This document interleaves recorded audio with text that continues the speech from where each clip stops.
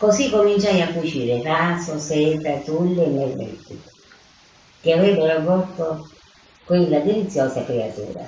La vita continuava come sempre, cucivo ascoltando alla radio le canzoni di Claudio Villa, Lilla Pizzi, aspettavo.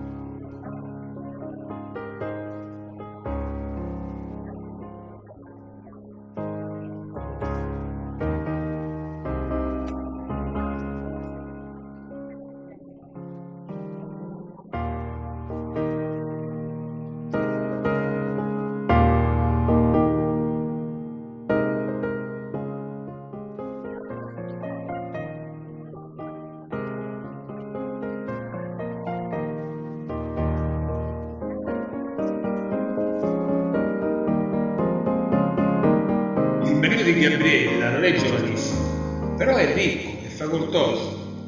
Era un amante di sua madre da molto tempo. Per non perderlo gli ha fatto sposare la figlia. No, ti sbagli, gli ha fatto sposare Gabriella per i soldi. Certo, così potrà andare via dal quartiere e fare una vita migliore. Sì, a fare la signora.